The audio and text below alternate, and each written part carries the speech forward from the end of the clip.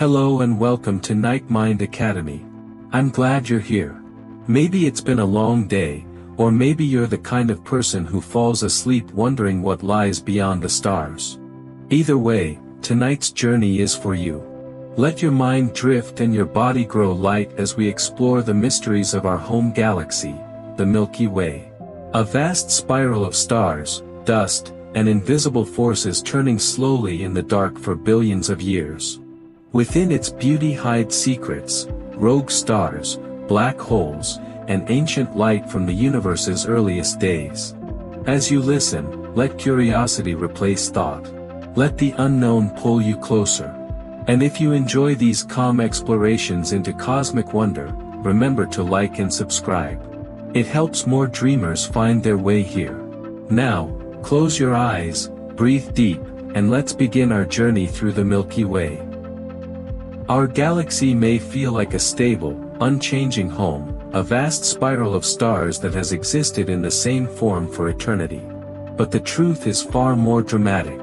The Milky Way has a violent past, and its future promises collisions that will reshape it entirely. Understanding this history requires us to look at the wreckage scattered throughout our galaxy, and to gaze outward at what's slowly approaching. Over billions of years, the Milky Way has grown not by peaceful accumulation, but through conquest. It has absorbed smaller galaxies, drawing them in with its immense gravitational pull, unraveling them, and scattering their stars across space. These smaller galaxies, called dwarf galaxies, wandered too close and paid the price. As they orbit the Milky Way, tidal forces stretch and pull them apart, much like the moon's gravity creates tides on Earth, but on a galactic scale. The stars from these destroyed galaxies don't disappear. Instead, they form long, delicate streams called tidal streams that wrap around our galaxy like ghostly ribbons. Astronomers have identified dozens of these streams by carefully mapping the positions and velocities of stars. By studying the motion and chemical composition of stars, scientists can trace which ones originated in other galaxies. Each stream tells a story of a smaller galaxy that came too close and was slowly dismantled over hundreds of millions of years. One particularly significant event in our galaxy's past is known as the Gaia-Enceladus merger. This was not a minor collision with a small dwarf galaxy, but rather a substantial merger with a galaxy that may have contained as many as 50 billion stars. This collision occurred approximately 10 billion years ago, when the Milky Way was still young and still forming its structure. The impact added an enormous number of stars to our galaxy and may have fundamentally reshaped the early Milky Way. The collision was so significant that it likely contributed to the formation of the thick disk, a puffier layer of older stars that lies above and below the main thin disk where our Sun resides. By analyzing the orbits and chemical fingerprints of stars, astronomers can identify which ones came from this ancient intruder. These stars move differently than those born in the Milky Way, often on tilted or elongated paths that betray their foreign origin. The Milky Way we see today is not a pristine spiral that formed in isolation. It is a composite, built from the remains of many smaller worlds that no longer exist as independent galaxies. This process of galactic cannibalism is not just ancient history. It's happening right now, unfolding in the sky above us.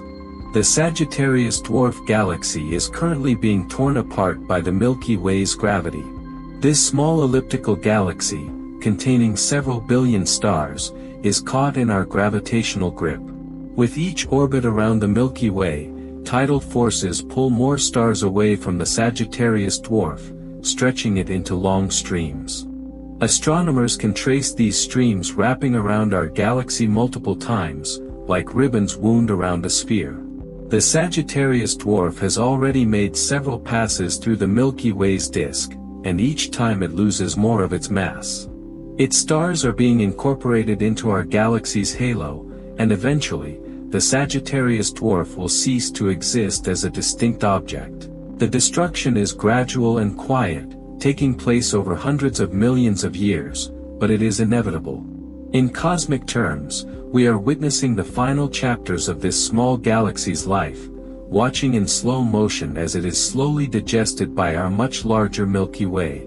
But the most dramatic collision still lies ahead, and it involves not a small dwarf galaxy but another giant spiral. Far off in the night sky, visible as a faint blur to the naked eye, is the Andromeda Galaxy.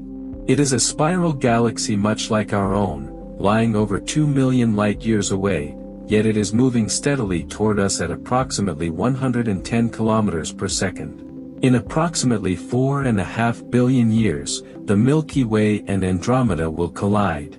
This won't be a violent crash in the way you might imagine, with stars smashing into each other like cars in an accident. Stars are spaced so far apart that direct collisions between individual stars will be extremely rare, perhaps non-existent. But the gravitational interaction between the two galaxies will be profound and transformative. Their shapes will warp and stretch as they approach. Long tidal tails will curl outward into space, streams of stars flung away by the gravitational dance. The spiral structures of both galaxies will be disrupted. The supermassive black holes at the center of each galaxy, each millions of times the mass of our Sun, may spiral together and merge into an even larger black hole. Over billions of years, the two galaxies will orbit around each other, pulling and reshaping one another in a slow, elegant dance. Eventually, after multiple passes, they will settle into a single, larger galaxy. The final result will likely be an elliptical galaxy, a smooth, football-shaped collection of stars without the distinctive spiral arms we see today. Astronomers have already given this future galaxy a name, Milkomeda, a combination of Milky Way and Andromeda. By the time this merger is complete, the night sky will look entirely different, filled with a much denser collection of stars. Even galaxies are not eternal. They evolve, collide, and begin again, reshaping themselves across timescales so vast they dwarf human history. Dark matter, the invisible scaffolding. When astronomers first began measuring how fast stars orbit around the center of the Milky Way, they discovered something deeply puzzling. The numbers didn't make sense. According to the laws of physics, based on the amount of visible matter in the galaxy, the stars in the outer regions were moving far too quickly. They should have been flung into space long ago, scattered like leaves in a storm. The Milky Way, by all logic, should not exist. And yet here it is, stable and intact, spinning through space for over 13 billion years. Something was holding it together, something invisible and mysterious that completely changed our understanding of the universe. The problem becomes clear when we look at how gravity works in simpler systems. In our solar system, planets farther from the Sun orbit more slowly than those closer in. Mercury races around the Sun every 88 days, while distant Neptune takes over 160 years. This follows Newton's laws perfectly. The Sun contains almost all the mass of the solar system, so its gravity dominates, and the planets follow predictable patterns based on their distance. Astronomers naturally expected galaxies to behave the same way. Stars near the galactic center should orbit quickly, while those farther out should move more slowly. But when scientists measured the actual rotation speeds of stars at different distances from the Milky Way's center, they found something startling. Stars in the outer regions were orbiting almost as fast as those near the center. The galaxy was rotating more like a solid wheel than a gravitationally bound system. This shouldn't be possible unless there was far more mass present than we could see. At first, astronomers searched for missing ordinary matter. Perhaps there were vast clouds of cold gas we hadn't detected, or countless dim stars too faint to observe, or enormous numbers of dead stellar remnants like black holes and neutron stars scattered throughout the galaxy. But no matter how thoroughly they searched, they couldn't find nearly enough hidden ordinary matter to account for the discrepancy. The conclusion was unavoidable. The galaxy must contain a vast amount of some completely different kind of matter, something that exerts gravitational force but doesn't interact with light in any way. Scientists called it dark matter, and it remains one of the greatest mysteries in modern physics. This dark matter doesn't shine, reflect, or emit any form of electromagnetic radiation. It doesn't absorb light passing through it. It appears to pass through ordinary matter without interacting, like a ghost moving through walls. We cannot see it with telescopes, no matter what wavelength of light we use. We cannot detect it directly with any instrument we've built. Yet its gravitational effects are unmistakable and profound. Without dark matter, the equations describing the Milky Way's rotation simply don't work. With it, everything falls into place. Dark matter is the invisible scaffolding that holds our galaxy together, the hidden foundation upon which everything visible rests. The Milky Way is surrounded by an enormous dark matter halo, a roughly spherical cloud of this mysterious substance that extends far beyond the visible disk of stars. This halo is truly vast, stretching perhaps 500,000 light-years from the galactic center, more than 5 times wider than the luminous spiral we see. Within this enormous volume, dark matter particles, whatever they are, drift in long, slow orbits around the galactic center. The halo is not uniform but has structure, with denser regions and more diffuse areas, shaped by billions of years of gravitational interactions and perhaps by ancient galactic mergers.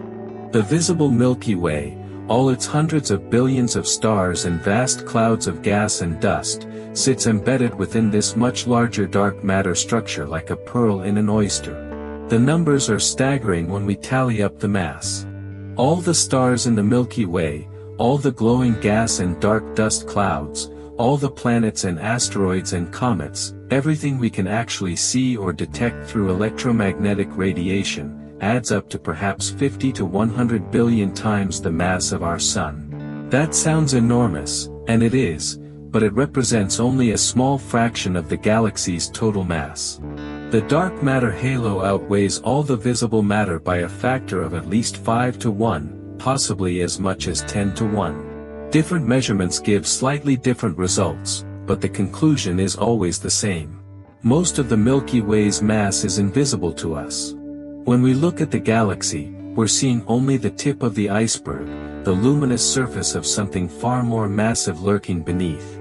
What dark matter actually is remains unknown. Scientists have proposed numerous candidates, from exotic subatomic particles with names like WIMPs and axions, to primordial black holes formed in the early universe, to modifications of gravity itself that might eliminate the need for dark matter entirely. Experiments deep underground and in space search for dark matter particles, trying to catch one interacting with ordinary matter. So far, these searches have come up empty. Dark matter remains stubbornly hidden, revealing itself only through its gravitational pull. We know it's there because without it, galaxies like the Milky Way would fly apart. We know how much of it there must be. But we don't know what it's made of, and that makes it one of the most compelling mysteries in all of science. Sagittarius A, the central supermassive black hole. At the very heart of the Milky Way, hidden behind vast curtains of dust and gas, lies an object so dense and so massive that it defies everyday comprehension. This is Sagittarius A*, pronounced Sagittarius A star, the supermassive black hole at the center of our galaxy. It sits approximately 26,000 light-years away from Earth, in the direction of the constellation Sagittarius.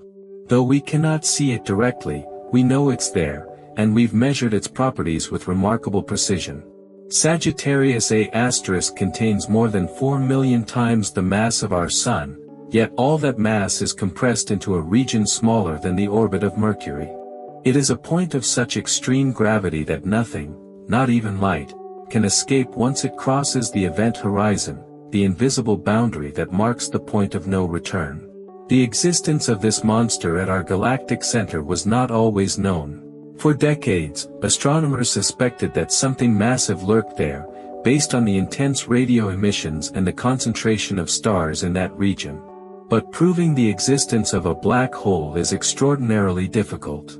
By definition, black holes are invisible. They don't emit light. They don't reflect it. They are literally holes in space where matter has collapsed to infinite density. So how do you prove something exists when you cannot see it? The answer lies in watching what happens around it.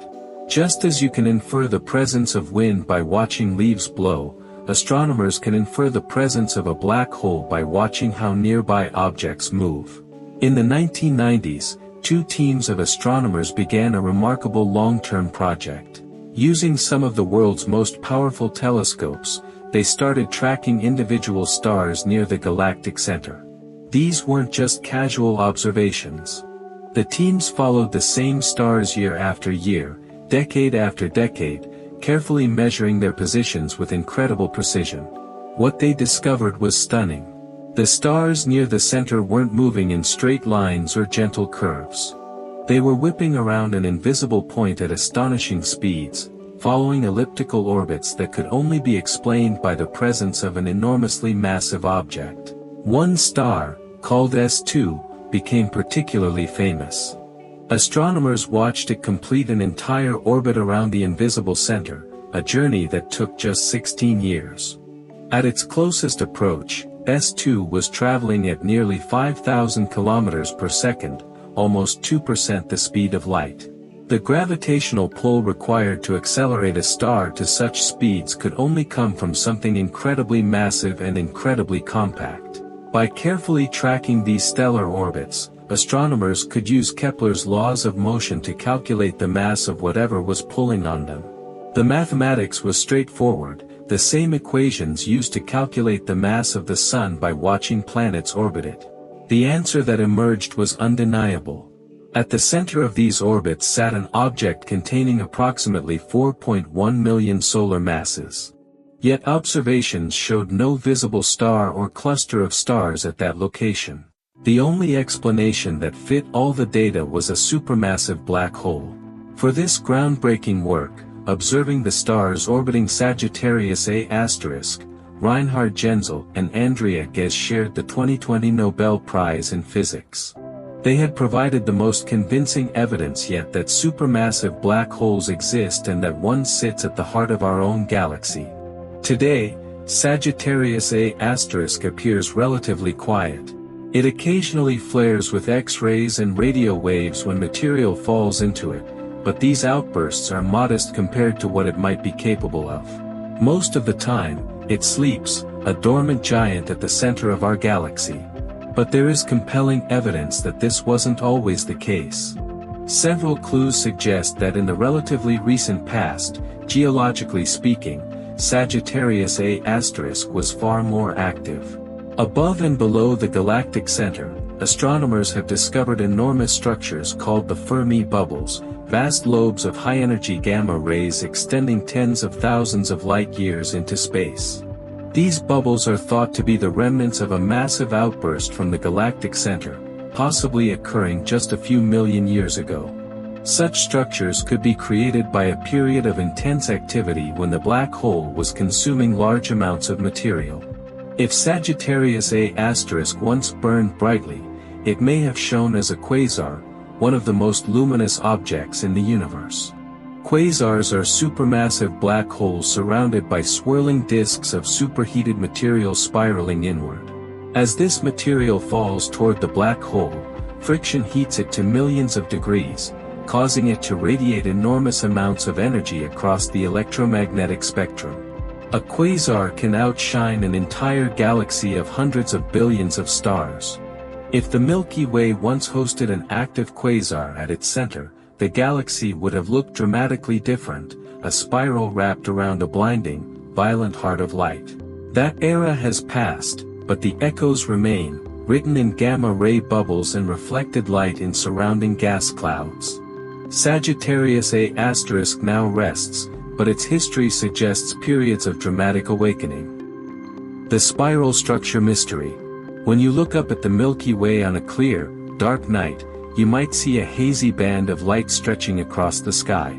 Through a telescope, that band resolves into countless stars, and with powerful instruments, astronomers can see that these stars aren't distributed randomly. They form a grand spiral pattern, sweeping arms that curve gracefully outward from the galactic center. This spiral structure is one of the most beautiful and recognizable features of our galaxy. Yet despite decades of intensive study, we still don't know some basic facts about it. We're not even certain how many spiral arms the Milky Way has. This uncertainty might seem surprising, but it stems from a fundamental challenge. We live inside the galaxy, trying to map it from within, like trying to understand the layout of a vast city while standing in the middle of a crowded street. For many years, astronomers believed the Milky Way had 4 major spiral arms, with names like the Sagittarius arm, the Perseus arm, and the Norma arm. These conclusions came from mapping the distribution of stars, gas, and dust using various wavelengths of light. But as observations improved and new data arrived, the picture became more complicated. Some regions that looked like continuous arms turned out to be fragments or spurs branching off from larger structures. Other areas showed stars and gas where no arm was expected. More recent observations, particularly in infrared and radio wavelengths that can penetrate dust clouds, suggest the Milky Way might have only 2 major arms, with several smaller arm segments and spurs in between. The problem is that from our vantage point, deep within the galactic disk, it's extraordinarily difficult to see the overall structure. Dust clouds block our view of distant regions. Stars at different distances blur together. We can map nearby structures fairly well, but the far side of the galaxy remains murky and uncertain. It's rather like trying to map an entire forest while standing among the trees, with fog obscuring anything more than a few dozen meters away. Adding to the complexity is the nature of spiral arms themselves. For a long time, people assumed that spiral arms were permanent structures, fixed collections of stars rotating together through space. But this creates a problem called the winding problem. The galaxy rotates differentially, meaning stars closer to the center orbit faster than those farther out. If spiral arms were made of the same stars moving together, they would wind up tighter and tighter over time, wrapping around the galaxy like thread on a spool until the spiral pattern disappeared. But galaxies maintain their spiral structure for billions of years. The solution to this puzzle came from understanding that spiral arms aren't permanent structures at all. They're density waves, patterns that move through the disk like ripples on a pond. The stars themselves aren't fixed in the arms. Instead, they drift into the arms, spend some time there, and then drift out again. The arm is a region of higher density, a kind of cosmic traffic jam where stars and gas temporarily bunch together as the density wave passes through. Think of it like cars on a highway approaching a construction zone. The cars slow down and bunch together, creating a dense cluster. But the cars themselves aren't stuck there permanently. They move through the congestion and then speed up again on the other side. The traffic jam itself, the region of higher density, appears to move backward along the highway relative to the cars. In a similar way, spiral arms are regions where stars and gas crowd together, but those stars aren't permanent residents of the arm. The density wave rotates at a different speed than the stars themselves, maintaining its structure even as individual stars pass through it. From a distance, the spiral appears stable and fixed, but up close, it's a dynamic, constantly changing pattern with matter flowing through it. This density wave mechanism has profound implications for star formation. When clouds of gas and dust drift into a spiral arm, they encounter the higher density and increased gravitational forces there. This compression triggers the collapse of these clouds, causing them to fragment and form new stars.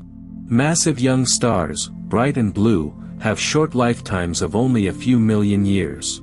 They're born in the spiral arms and live out their entire lives before drifting very far from where they formed.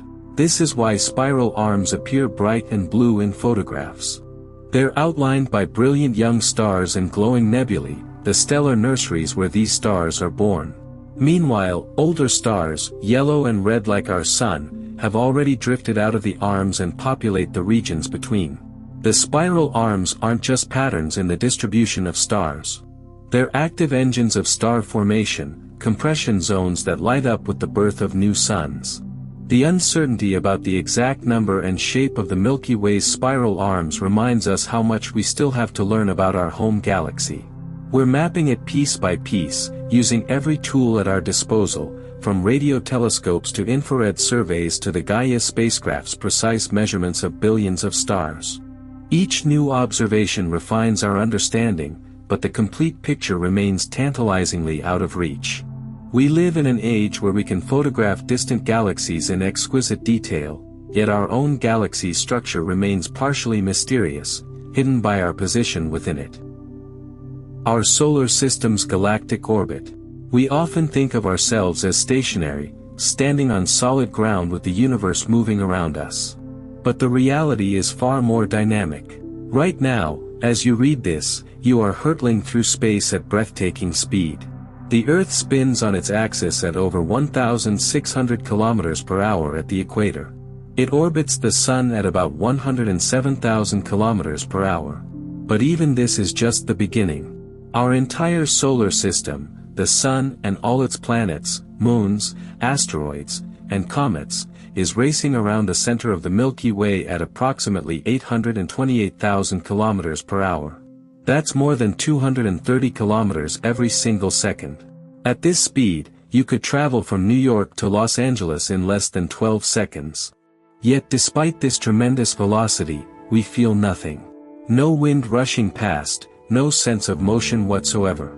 We are cocooned within the solar system's reference frame, moving together through the galaxy like passengers on an extraordinarily smooth cosmic train. This orbital speed might seem impossibly fast, but it's precisely what's needed to balance the gravitational pull of the galaxy.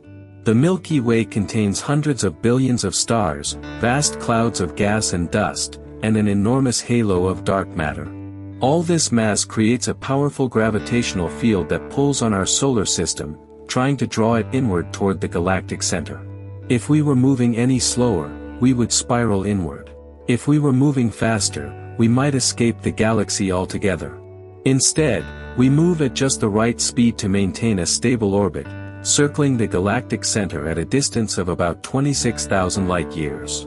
This puts us roughly halfway between the center and the edge of the visible disk, in a relatively quiet suburban region of the galaxy known as the Orion Spur, a minor arm or branch between two of the major spiral arms. Despite this incredible speed, completing one full orbit around the galaxy takes an enormous amount of time. Astronomers call this duration a galactic year, and it lasts approximately 225 to 250 million Earth years. The range exists because measuring the exact orbital period is difficult. We would need to track our position for an entire orbit to know precisely, and humans have only been making astronomical observations for a few thousand years. Instead, we estimate the galactic year by measuring our distance from the center and our orbital velocity, then calculating how long a complete circuit would take. Think about what this timescale means. The last time our solar system was in this same position in its orbit around the galaxy, the supercontinent Pangaea was just beginning to break apart. Dinosaurs had not yet appeared on Earth. The most advanced life forms were early reptiles and amphibians. Since then, continents have drifted across the planet, mountain ranges have risen and eroded away, countless species have evolved and gone extinct, and the entire age of the dinosaurs has come and gone. All of this occurred during just one galactic year. When we consider the Sun's entire lifetime, these numbers become even more striking. Our Sun formed approximately 4.6 billion years ago from a collapsing cloud of gas and dust. Since that moment, it has been orbiting the galactic center continuously. In all those billions of years, with all that tremendous speed, the Sun has completed only about 20 to 25 full orbits around the Milky Way. That's fewer than you might expect for something that's been racing through space for nearly a third of the universe's total age. The calculation is straightforward. Take the Sun's age of 4.6 billion years and divide it by the galactic year of roughly 225 million years, and you get approximately 20 complete orbits, with a portion of another orbit in progress. Each of these orbits represents an epic journey, a loop around an entire galaxy spanning hundreds of thousands of light years. Yet on a galactic timescale, 20 orbits is still relatively young. The Milky Way itself is over 13 billion years old, and some of its oldest stars have completed perhaps 50 or 60 orbits. Our Sun is a relative newcomer, still early in its long winding story through the galaxy. This perspective fundamentally changes how we think about time and motion. We measure our lives in years, the time it takes Earth to orbit the Sun once. We think of a human lifetime as long, and recorded human history spanning thousands of years as ancient. But from the galaxy's perspective, all of human civilization has existed for only the tiniest fraction of one galactic year. Modern humans evolved perhaps 300,000 years ago, which is barely 1,000th of a galactic year. We are fleeting sparks in a cosmic journey that unfolds on timescales almost beyond comprehension. The stars we see in the night sky weren't always our neighbors and won't remain so forever. Over millions of years, as we continue our orbit, we drift past different stellar neighborhoods. The sun's motion through the galaxy is also not perfectly circular or flat. We bob up and down through the galactic plane, like a horse on a carousel, rising above and dipping below the main disk of stars in a gentle oscillation that takes tens of millions of years to complete. Stellar streams and ancient mergers. When astronomers map the stars in the Milky Way with great precision, they discover something unexpected scattered throughout the galactic halo. Thin ribbons of stars stretch across the sky in long, delicate arcs and curves, tracing ghostly patterns through space. These are stellar streams, and they tell a story of violence and destruction written in the motions and positions of stars.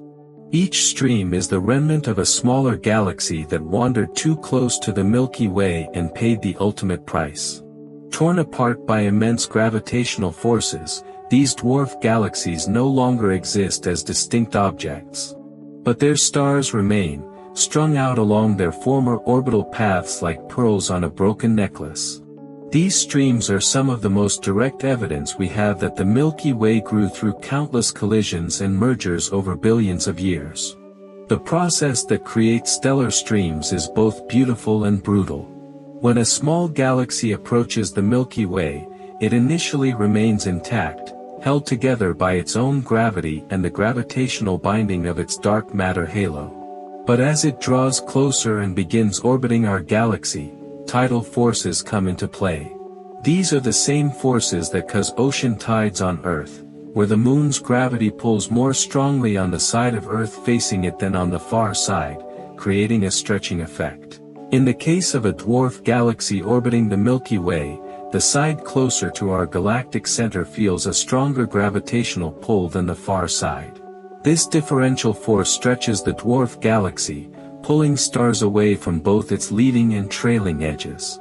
With each orbit, more stars are stripped away, and gradually the dwarf galaxy is unraveled like a ball of yarn coming undone. The stripped stars continue to follow similar orbits to their parent galaxy, but they spread out along the orbital path, forming a stream that can wrap around the Milky Way multiple times. Some streams are relatively young and still quite dense, while others are ancient and diffuse, spread so thinly that they're barely detectable against the background of Milky Way stars. Identifying these streams and determining which stars belong to them is an enormous challenge. From Earth, we see hundreds of billions of stars, and picking out which ones came from the same disrupted dwarf galaxy requires incredibly precise measurements. This is where chemistry becomes a powerful detective tool. Every star carries a unique chemical fingerprint, a pattern of elements imprinted at birth that depends on where and when the star formed. Stars born in different environments have different compositions. Some are rich in heavy elements like iron, magnesium, and calcium because they formed in regions where earlier generations of stars had already lived, died, and scattered these elements into space through supernova explosions. Other stars are metal poor, containing almost pure hydrogen and helium, suggesting they formed early in the universe's history before many elements had been created.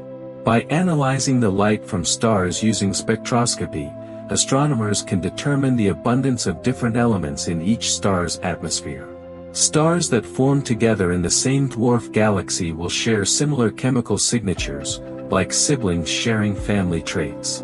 When astronomers find groups of stars with matching chemistry and similar motions through space, they can identify them as belonging to the same stellar stream, even if those stars are now scattered across thousands of light years.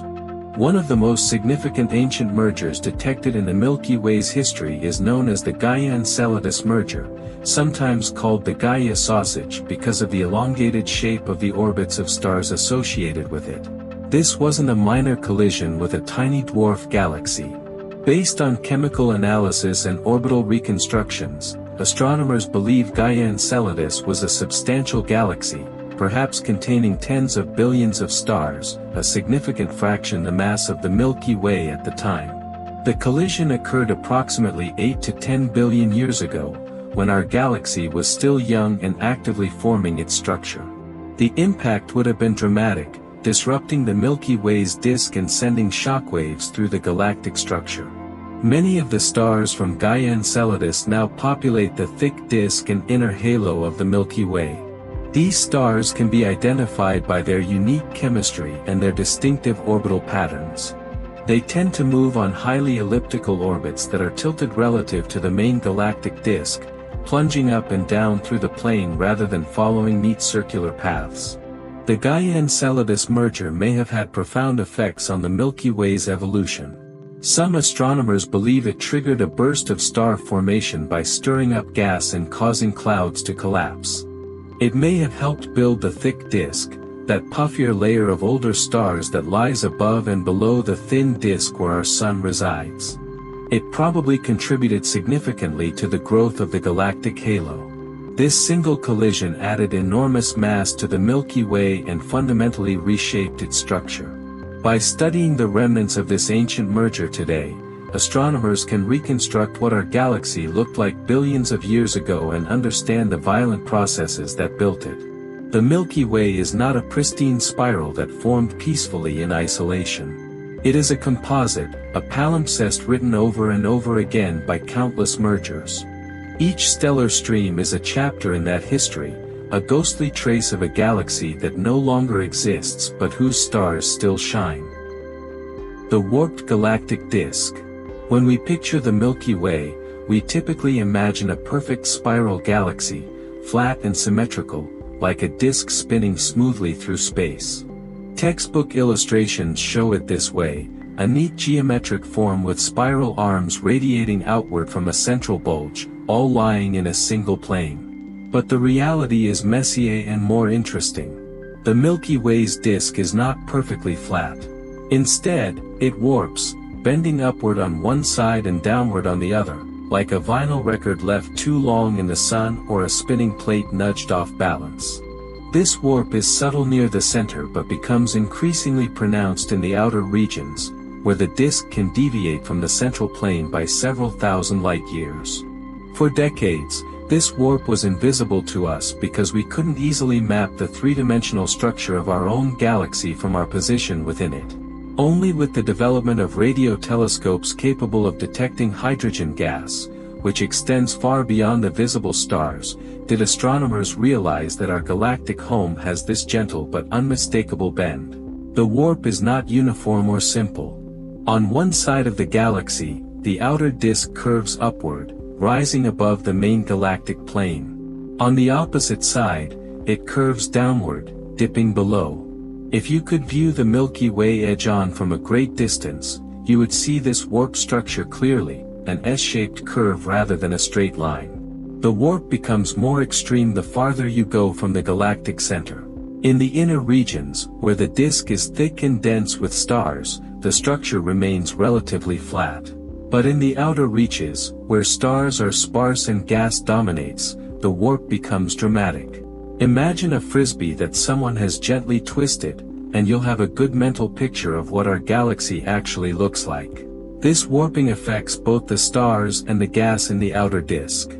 Hydrogen clouds follow these curved paths, and stars born in these regions inherit the warped motions of their parent clouds.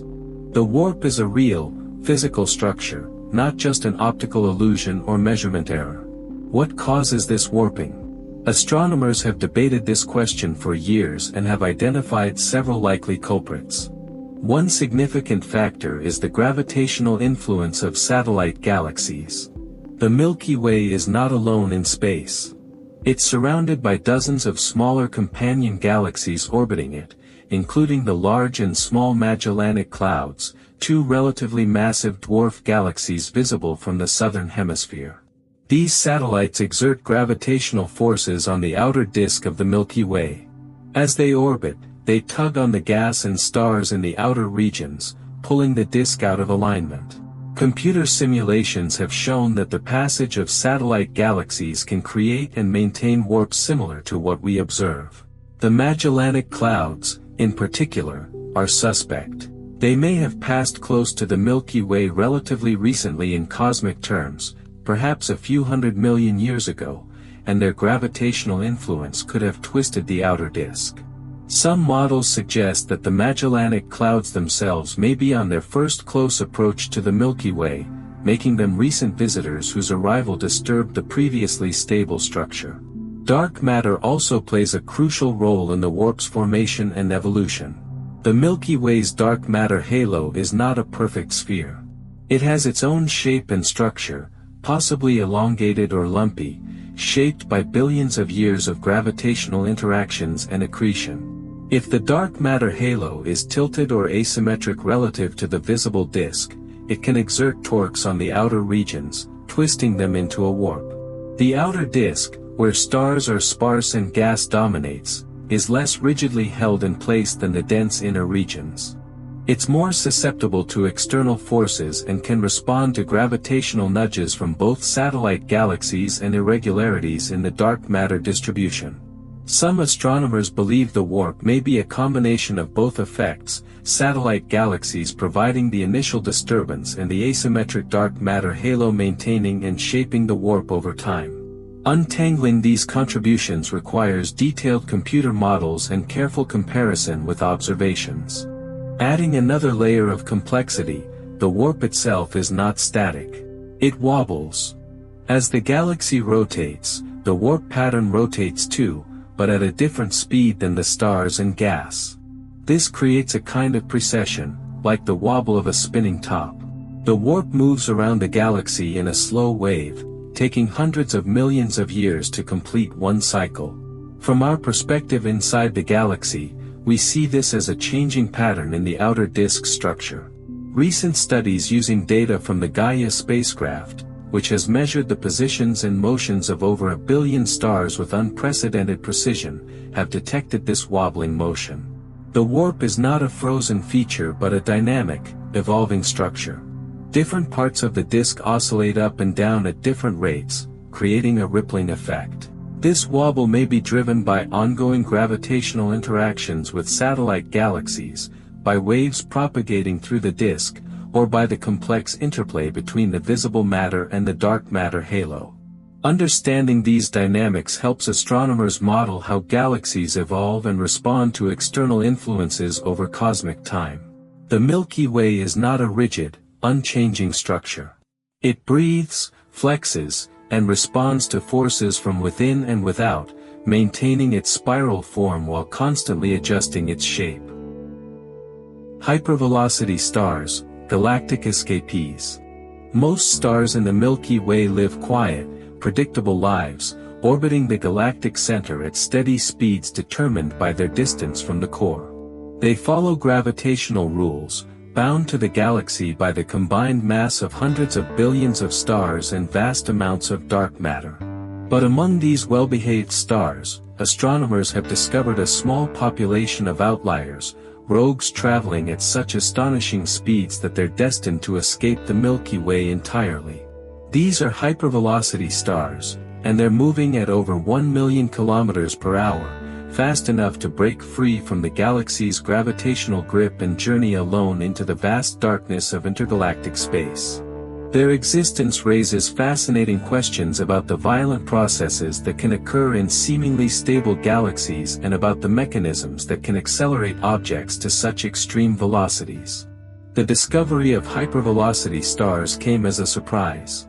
Astronomers weren't specifically looking for them when the first one was identified in 2005. A team studying stars in the galactic halo noticed something peculiar about one particular star. When they measured its motion through space, they found it was traveling at approximately 850 kilometers per second relative to the galactic center. That might not sound unusual until you consider what's needed to escape the Milky Way. The escape velocity, the speed required to break free from the galaxy's gravitational pull, depends on where you are, but in the outer regions it's approximately 500 to 600 kilometers per second. This star was moving significantly faster than escape velocity. It wasn't orbiting the galaxy. It was leaving, never to return. Since that initial discovery, astronomers have found dozens more hypervelocity stars, and they estimate that thousands or even millions may exist throughout the galaxy and beyond, most too faint or too distant to detect with current technology. Where do these cosmic speed demons come from, and what accelerates them to such incredible velocities? The leading explanation involves the supermassive black hole at the galactic center, Sagittarius A*. Many stars exist in binary systems, two stars orbiting each other, bound by mutual gravity. If a binary system happens to wander too close to the central black hole, something dramatic can occur. The black hole's immense gravitational field doesn't pull uniformly on both stars. One star, the one slightly closer to the black hole, feels a much stronger pull than its companion. This differential force, called a tidal force, can tear the binary system apart in a violent interaction. What happens next depends on the geometry and timing of the encounter. In many cases, one star falls toward the black hole, either spiraling inward gradually or plunging directly across the event horizon, lost forever. The other star receives an enormous gravitational kick, like a slingshot effect. The energy that once held the binary system together is suddenly released, and the surviving star is flung outward at tremendous speed, sometimes exceeding the galaxy's escape velocity. This mechanism, called the Hill's mechanism after the astronomer who first proposed it, explains many of the observed properties of hypervelocity stars. When astronomers trace the paths of these stars backward through time, reconstructing where they came from, many trajectories point back toward the galactic center. This is exactly what we'd expect if the central black hole is responsible for launching them. The ages of many hypervelocity stars also support this picture. Many are relatively young, massive stars of spectral types O and B, the same types of stars found in the dense stellar environment near the galactic core. These stars don't live very long, perhaps only a few million to a few tens of millions of years. The fact that we see them far from the galactic center, traveling at high speeds, but still young enough to be shining, suggests they were ejected relatively recently and have been traveling outward ever since. If they were much older, they would have burned out before traveling very far. Not all hypervelocity stars necessarily come from black hole interactions. Other mechanisms can also accelerate stars to extreme speeds. Supernova explosions in binary systems can do it. If one star in a binary explodes as a supernova, the sudden loss of mass can unbind the system, flinging the companion star away at high velocity. Three-body interactions, where three stars pass close to each other simultaneously, can also result in one star being ejected at high speed while the other two remain bound. Dense stellar environments like globular clusters or the galactic core provide settings where such interactions become more likely. Some hypervelocity stars may also come from the disruption of entire star clusters by the central black hole. If a compact cluster of stars ventures too close, tidal forces can rip it apart, scattering its members in all directions, some at velocities high enough to escape the galaxy. Once a hypervelocity star escapes the Milky Way, it faces a lonely future. It will travel through the vast empty spaces between galaxies, surrounded by darkness. There are no nearby stars, no stellar nurseries, no companions. The nearest galaxy might be millions of light-years away. These stars become intergalactic wanderers, exiles from their home galaxy, carrying with them the only light for immense distances in every direction. Eventually, after billions of years, they might encounter another galaxy and be captured by its gravity, joining a new galactic family. Or they might continue their solitary journey indefinitely, drifting through the expanding universe. These rogue stars remind us that even in a galaxy bound together by gravity, there are moments of violent release, quiet expulsions that send stars flying into the cosmic night beyond. The galactic halo. When we think of the Milky Way, we typically picture its most prominent feature, the flat, luminous disk studded with spiral arms, where most visible stars reside. This is the part of the galaxy we see when we look up at the night sky, the glowing band of starlight stretching from horizon to horizon. But the disk, as impressive as it is, represents only a small fraction of the galaxy's total structure. Surrounding the disk in all directions, extending far above and below it in a roughly spherical distribution, lies the galactic halo. This vast, diffuse region is much larger than the disk, stretching perhaps 500,000 light-years from the galactic center. The halo is sparsely populated compared to the crowded disk. Stars here are few and far between, separated by enormous distances.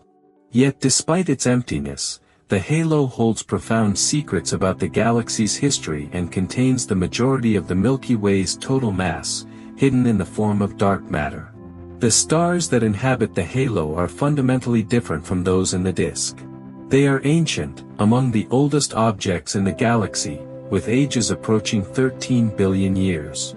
Many formed when the universe itself was young, only a few billion years after the Big Bang. These halo stars follow very different orbits than disk stars. Instead of moving in neat, nearly circular paths around the galactic center, confined to the thin plane of the disk, halo stars travel on long, elliptical trajectories that carry them far above and below the disk. Some plunge down through the disk, crossing the galactic plane, then arc back up into the halo on the opposite side, taking hundreds of millions of years to complete a single orbit. Their motions are chaotic and disordered compared to the organized rotation of disk stars. This reflects their origins. Many halo stars were born in smaller dwarf galaxies that merged with the Milky Way billions of years ago. When those dwarf galaxies were torn apart by tidal forces, their stars were scattered into the halo, retaining the orbital characteristics of their destroyed parent galaxies. Each halo star carries with it a memory of where it came from, encoded in its motion and chemistry. The chemical composition of halo stars provides crucial clues to their extreme age and different origins. When astronomers analyze the light from these stars using spectroscopy, they find something remarkable. Halo stars are metal-poor, a term that in astronomy means they contain very few elements heavier than hydrogen and helium. In astronomical terminology, metals include everything from carbon and oxygen to iron and gold, any element more complex than the two lightest. The oldest halo stars contain less than 1/10,000th the metal content of our Sun. Some contain even less, barely any metals at all. This metal poverty tells us these stars formed very early in cosmic history, before many generations of stars had lived and died. Heavy elements are created inside stars through nuclear fusion and scattered into space when massive stars explode as supernovae. The first stars in the universe were born from clouds of nearly pure hydrogen and helium left over from the Big Bang. As these early stars died, they enriched their surroundings with heavier elements, which were incorporated into the next generation of stars. Each successive generation of stars is more metal-rich than the last. The metal-poor halo stars formed early in this process, when the universe had not yet been significantly enriched. They are fossils from a different era, carrying in their atmospheres the chemical signatures of the early cosmos. Scattered throughout the halo are some of the most spectacular stellar systems in the galaxy, globular clusters. These are dense, spherical collections of hundreds of thousands of stars, sometimes more than 1,000,000, all bound together by mutual gravity in a compact ball. The Milky Way contains over 150 known globular clusters, and they're among the oldest objects in the galaxy. Many are more than 12 billion years old, nearly as old as the universe itself. Globular clusters orbit the galactic center in the halo, following long, looping paths that carry them far from the disk. When one passes relatively close to Earth and appears bright enough to see with small telescopes, it's a stunning sight, a glowing sphere of countless ancient suns packed so tightly that in the core, stars are separated by distances measured in light weeks rather than light years. The stars in globular clusters are predominantly old and metal-poor, similar in many ways to individual halo stars. In fact, globular clusters may represent the building blocks from which the halo was assembled. Some may have once been the dense cores of small dwarf galaxies that merged with the Milky Way, the last remnants of those galaxies that stayed bound together even as everything around them was stripped away. Despite containing relatively few stars, the halo dominates the Milky Way in terms of total mass. This is because the halo is filled with dark matter.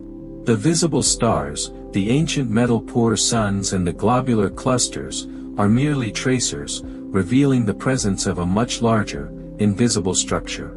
The dark matter halo extends far beyond the visible stars, perhaps 1 million light-years or more from the galactic center.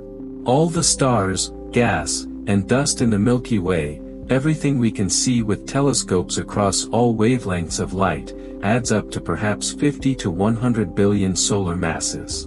The dark matter halo outweighs all of this visible matter by at least a factor of 5, possibly 10 or more.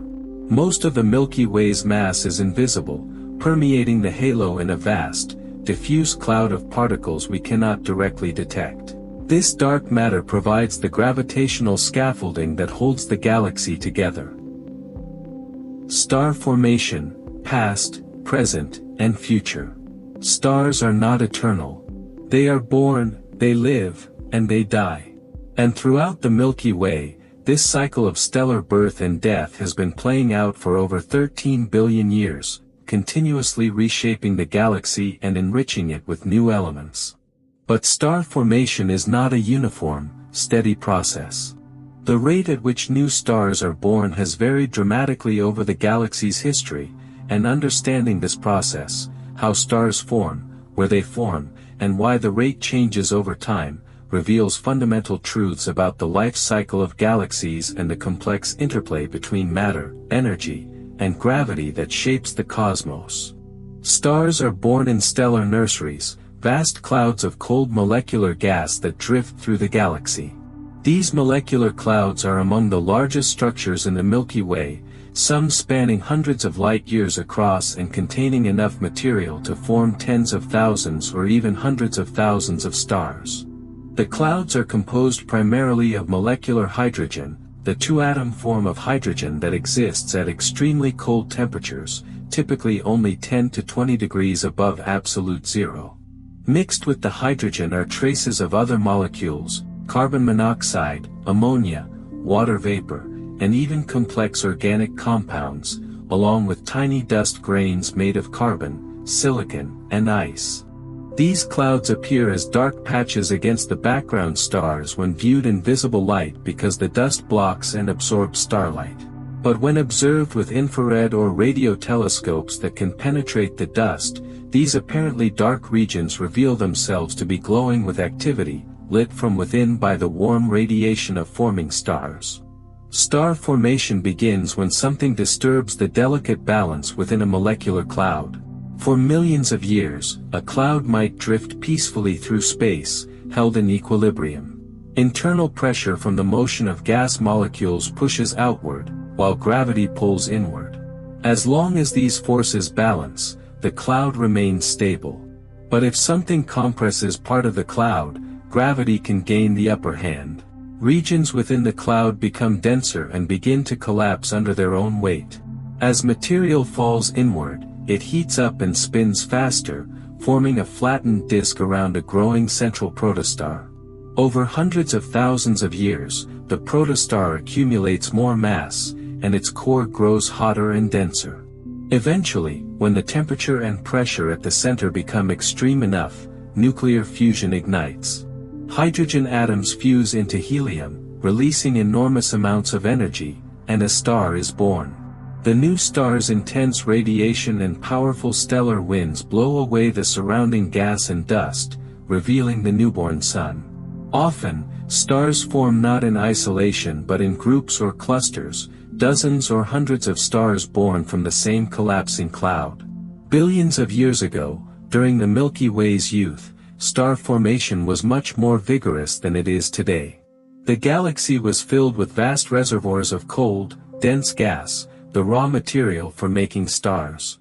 Mergers with other galaxies brought fresh supplies of gas and triggered bursts of intense star formation. During these peak periods, the Milky Way may have been forming stars at rates hundreds of times higher than today, lighting up with brilliant clusters of massive, hot, blue stars and glowing nebulae. But over time, the rate of star formation has steadily declined. Today, the Milky Way forms new stars at a relatively modest pace, perhaps 1 to 3 solar masses per year across the entire galaxy. This slowdown has several causes. Much of the available gas has already been used up, locked away in existing stars or blown out of the galaxy by energetic processes. The gas that remains is often too hot or too dispersed to collapse easily. The galaxy has settled into a more mature, quieter phase of its life. This doesn't mean star formation has stopped. Far from it. Across the Milky Way, stellar nurseries continue to function, giving birth to new generations of stars. But the process has become less frantic, more measured. The galaxy is no longer in its explosive youth but in a kind of middle age, still active but no longer growing as rapidly. Current estimates suggest that at the present rate, the Milky Way could continue forming stars for many billions of years to come, gradually depleting its remaining gas reserves. Eventually, star formation may slow to a trickle and then cease altogether, leaving the galaxy populated only by long-lived, low-mass stars and the cooling remnants of stars that have already died. Ironically, the death of stars can trigger the birth of new ones. When massive stars reach the end of their lives, they explode as supernovae, cataclysmic events so powerful they can briefly outshine an entire galaxy. These explosions don't just end lives, they create new beginnings. The shock wave from a supernova ripples outward through space at thousands of kilometers per second, slamming into nearby molecular clouds. This compression can push parts of the cloud past the tipping point, triggering gravitational collapse and sparking a new round of star formation. Supernova also enrich the interstellar medium with heavy elements forged in the dying star's core and in the explosion itself. These elements, carbon, oxygen, silicon, iron, and dozens of others, mix with the surrounding gas and become incorporated into the next generation of stars and planets. Our Sun and Solar System formed from a cloud enriched by earlier supernovae. The iron in your blood, the calcium in your bones, the oxygen you breathe, all of it was created in stars and scattered into space by supernova explosions. In this way, the galaxy recycles its matter across generations, each new star built from the ashes of those that came before. The peanut-shaped bulge and central bar. When we look toward the center of the Milky Way, we're peering into the densest, most complex region of our galaxy. For many years, astronomers assumed the galactic core was a simple, smooth bulge of stars, a spherical or slightly flattened ball of old stellar populations clustered around the central supermassive black hole. But as observations improved, particularly with infrared telescopes that can penetrate the thick veils of dust obscuring our view, a much more intricate picture emerged. The center of the Milky Way is not a simple sphere at all. It has a strange, elongated three-dimensional structure that astronomers describe as peanut-shaped or boxy. When viewed from certain angles, it resembles a peanut shell or an X shape, bulging outward in the middle and narrowing at the top and bottom. This unexpected geometry reveals dynamic processes at work in the galaxy's heart, forces that have sculpted the core into a complex, rotating structure unlike anything visible in the outer disk. The peanut shape is intimately connected to another major structural feature of the Milky Way's core, a thick bar of stars that stretches across the central region. When astronomers map the distribution of stars in infrared light, which can see through dust, They observe not a circular concentration but an elongated bar, a dense bridge of stars extending perhaps 10,000 to 15,000 light-years from end to end. This bar crosses through the very center of the galaxy, oriented at an angle relative to the line between Earth and the galactic core. Barred spiral galaxies are actually quite common in the universe. Surveys suggest that perhaps 2/3 of all spiral galaxies have central bars. These bars are not static structures but rotating features, spinning slowly around the galactic center. In the Milky Way, the bar rotates at a different speed than the stars and the disk, creating complex gravitational interactions that shape the inner galaxy. The bar forms through a process called dynamical instability in the disk. In a perfectly symmetric disk, stars orbit smoothly in circles. But real disks are never perfectly symmetric. Small perturbations, perhaps from the gravitational influence of spiral arms, mergers with other galaxies, or random fluctuations in stellar density, can grow over time. Stars begin to drift preferentially in certain directions, and their mutual gravity reinforces this motion. Eventually, a bar emerges, a self-sustaining pattern where stars move in elongated orbits aligned with the bar's long axis. Once formed, the bar becomes a powerful engine that reshapes the inner galaxy. As it rotates, it exerts gravitational torques on gas clouds, pulling them in specific directions and funneling material toward the galactic center. This can feed the central supermassive black hole and trigger bursts of star formation in the core. The peanut-shaped bulge is a consequence of the bar's evolution. Over hundreds of millions of years, the gravitational forces within a rotating bar can cause it to buckle and thicken vertically. Stars moving in the bar's elongated orbits don't stay confined to a perfectly flat plane. Some develop orbits that carry them above and below the central disk, creating a vertical thickening. When viewed from the side, this buckling creates the distinctive peanut or X shape.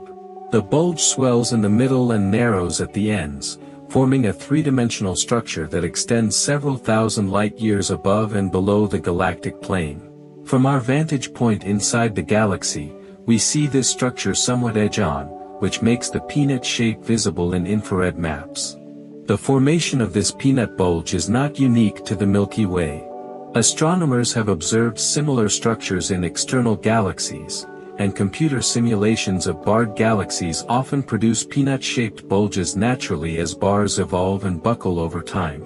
Recent research has uncovered an even more intriguing possibility. There may be a hidden bar within the bar, a smaller, nested structure rotating at a different speed deep within the galactic core.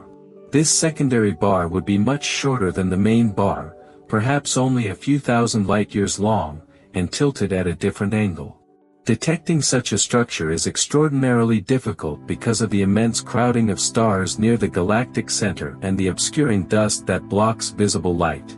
But subtle patterns in the motions of stars and gas near the center hint at this nested structure. If it exists, it would create even more complex dynamics in the core. The two bars, rotating at different rates and oriented at different angles, would interact gravitationally, creating intricate patterns in the flow of gas and the orbits of stars. This could help explain some puzzling observations, such as the distribution of young star clusters near the center and the rate at which material feeds into the central black hole. Understanding these structures, the bar, the peanut bulge, and the possible nested bar, requires sophisticated computer simulations. Astronomers create models with millions of virtual stars and simulate their gravitational interactions over billions of years of galactic evolution. These simulations show that bars are not static features.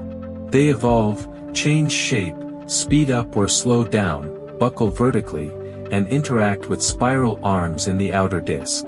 The Milky Way's core is not a simple, unchanging ball of stars but a dynamic, living structure shaped by billions of years of gravitational choreography.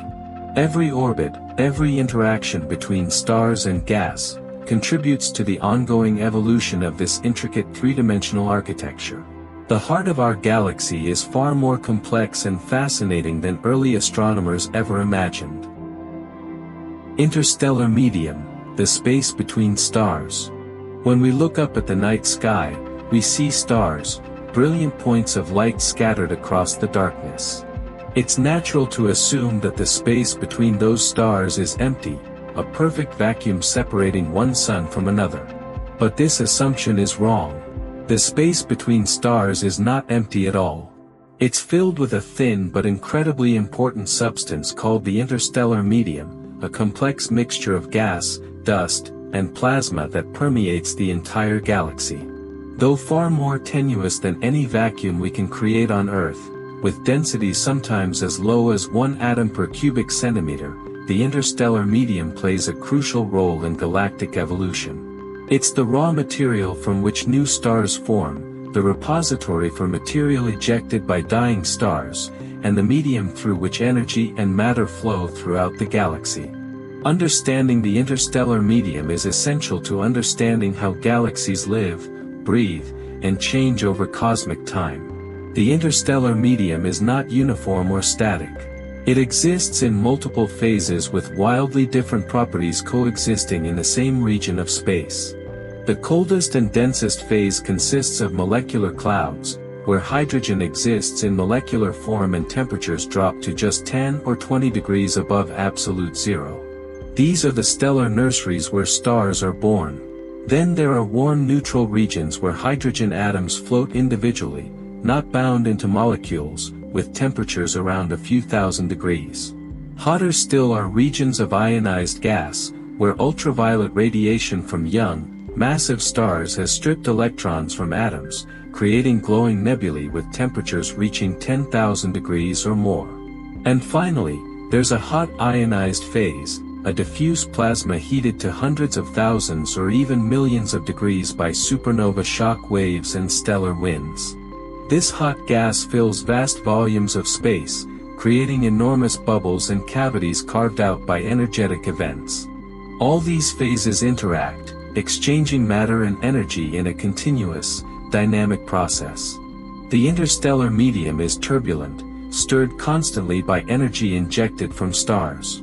Supernova explosions are among the most powerful stirring mechanisms. When a massive star explodes, it releases as much energy in a few seconds as the sun will emit over its entire 10 billion-year lifetime. This energy drives a shock wave, a supersonic wall of compressed gas expanding outward at thousands of kilometers per second. The shock wave plows into the surrounding interstellar medium, sweeping up material and compressing it into a dense shell.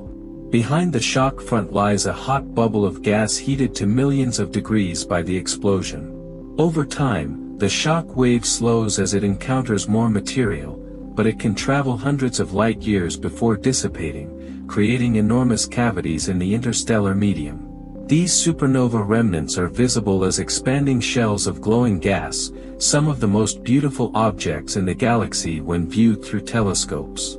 When multiple massive stars explode in the same region over a few million years, their expanding bubbles can merge, creating superbubbles that can span hundreds or even thousands of light years.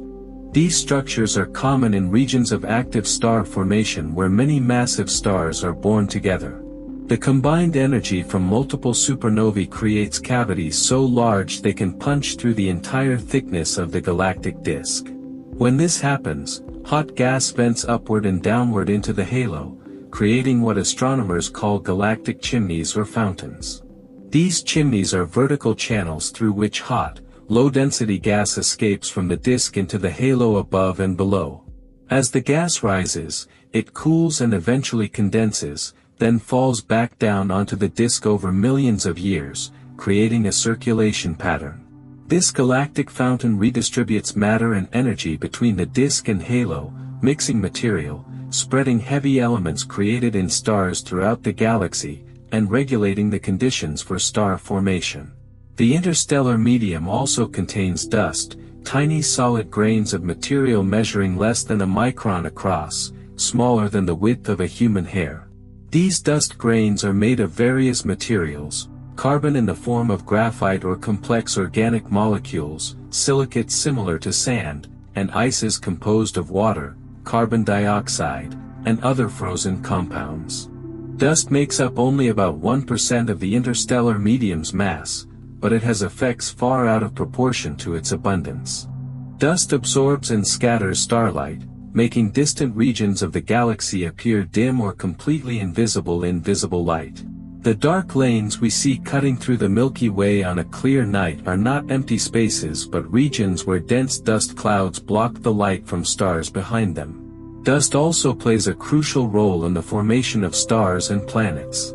In cold molecular clouds, dust grains provide surfaces where atoms can meet and bond, forming molecules that would have difficulty forming in the gas phase alone. When stars form, the dust in the surrounding disk clumps together, gradually building up into pebbles, rocks, and eventually planets. Studying the interstellar medium requires observations across the entire electromagnetic spectrum. Cold molecular gas emits primarily in radio wavelengths. Warm dust glows in infrared. Hot ionized gas radiates in ultraviolet and X-rays. By combining observations from multiple types of telescopes, astronomers can map the three-dimensional structure of the interstellar medium, revealing a galaxy that is far more complex than visible light alone would suggest. The space between stars is not a void but a dynamic, turbulent, multi-phase environment, a cosmic ocean through which matter and energy flow in intricate patterns shaped by stellar birth and death. The galactic habitable zone. When we think about where life might exist in the universe, we often focus on planets orbiting within the habitable zone of their stars, that narrow band of orbital distances where temperatures are just right for liquid water to exist on a planet's surface. Too close to the star and water boils away. Too far and everything freezes solid. Earth orbits comfortably within the Sun's habitable zone, not too hot and not too cold, in what astronomers sometimes call the Goldilocks zone. But this concept can be extended to a much larger scale. Just as stars have habitable zones around them, galaxies may have habitable zones too, vast regions spanning thousands of light years where conditions are favorable for planets to develop and sustain life. Not all locations in a galaxy are equally hospitable. Some regions are too dangerous, bathed in deadly radiation or subjected to frequent gravitational disturbances. Others may lack the necessary raw materials for building complex planets. Understanding the galactic habitable zone helps us think about where life might arise most easily and where we should search for it beyond our own solar system. The concept of a galactic habitable zone considers multiple factors that affect the potential for life to emerge and persist. One crucial consideration is the density of stars. In the very center of the galaxy, stars are packed extraordinarily close together. The galactic core contains millions of stars within a relatively small volume, and the central supermassive black hole creates an environment of intense gravitational forces. Radiation levels there are much higher than in the outer galaxy. High-energy cosmic rays, X-rays, and gamma rays from the active core, from supernovae, and from closely packed stars would bombard any planets in that region. Life as we know it would struggle to survive such intense radiation, which can damage DNA and strip away planetary atmospheres. Additionally, the gravitational chaos in the crowded core makes stable planetary orbits more difficult to maintain over billions of years.